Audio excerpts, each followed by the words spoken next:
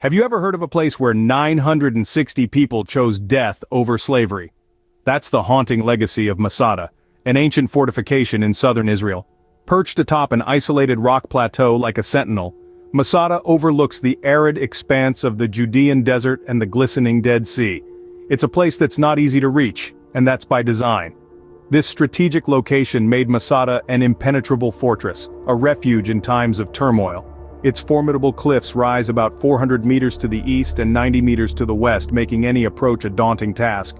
The plateau itself is flat and rhomboid-shaped, a natural bastion further fortified by human hands.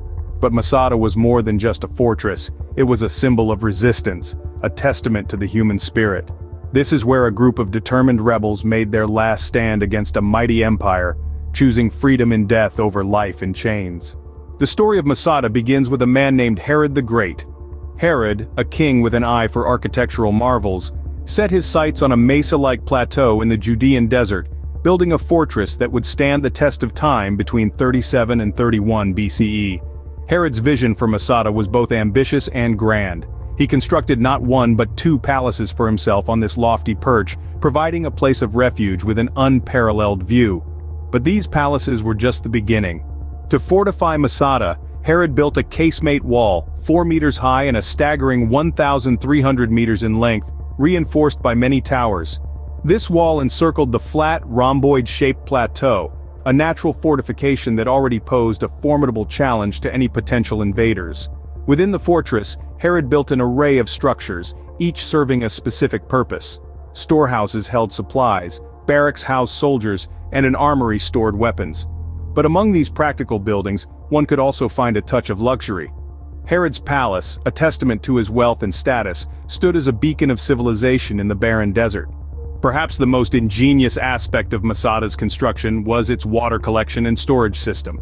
Masada's cisterns, with a combined capacity of around 40,000 cubic meters, were refilled by rainwater. The runoff from a single day's rain could allegedly sustain over 1,000 people for 2 to 3 years, a remarkable feat considering the arid environment.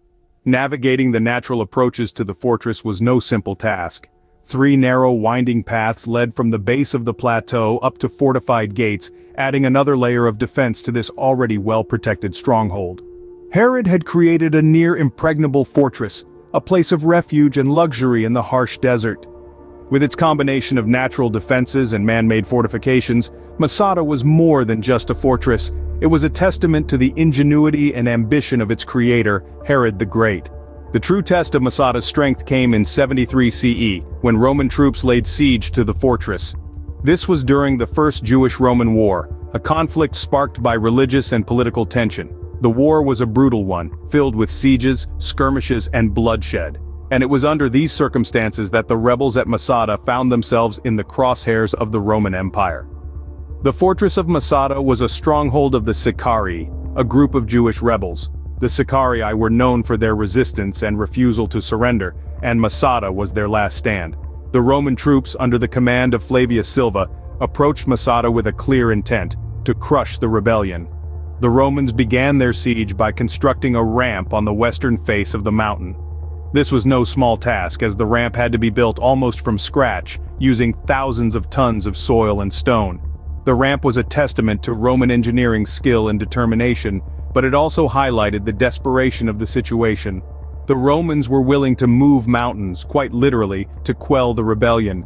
Inside the fortress, the Sicarii rebels were equally determined. They had fortified Masada with a high casemate wall and many towers, turning it into an impregnable fortress.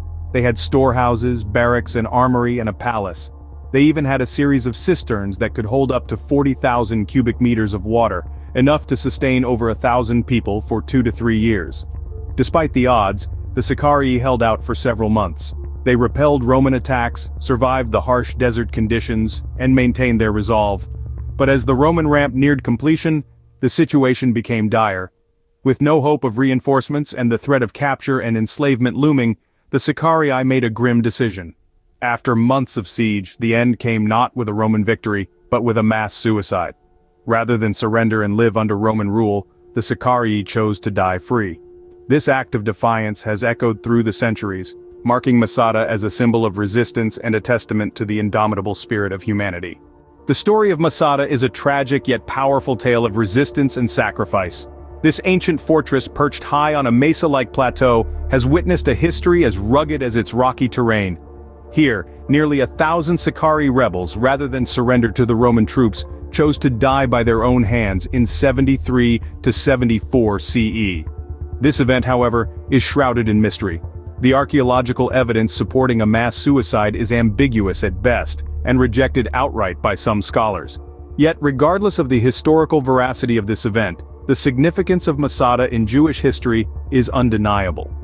In the narrative of Jewish resistance, Masada stands as a poignant symbol of the indomitable spirit of a people against oppression. It is a testament to the lengths they were willing to go to maintain their freedom and their faith. The story of Masada resonates deeply with the Jewish people and has become a part of their national consciousness. It is a story that has been told and retold, passed down through generations, imbuing the ruins of this fortress with a sense of sacredness. Today, Masada is one of the most popular tourist attractions in Israel, drawing visitors from around the world. As they walk the winding paths that lead to the top of the plateau, they are walking in the footsteps of history. They stand where the Sicarii rebels once stood, looking out over the same arid landscape, the Dead Sea stretching out into the distance. They explore the ruins of the storehouses, barracks and palaces, each stone whispering tales of a time long past.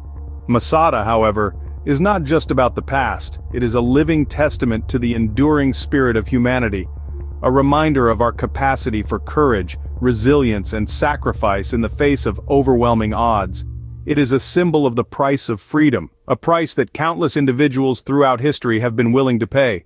Masada remains a dramatic testament to humanity's indomitable spirit and the price of freedom. So, what can we learn from Masada today? Masada's story reverberates through the ages, echoing messages of resilience, freedom, and the indomitable human spirit. This ancient fortress, perched atop a towering plateau, tells us a tale of a people who chose death over subjugation, emphasizing the intrinsic value of liberty.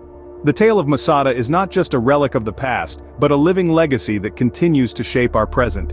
It has permeated modern culture, showing up in literature, artworks, and even music, serving as a powerful metaphor for resistance against oppression.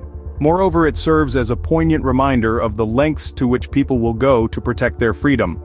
The story of Masada has been passed down through generations, inspiring countless individuals to stand up against tyranny and injustice. Masada, a symbol of resistance and freedom, continues to inspire us today, reminding us of the lengths people will go to protect their freedom.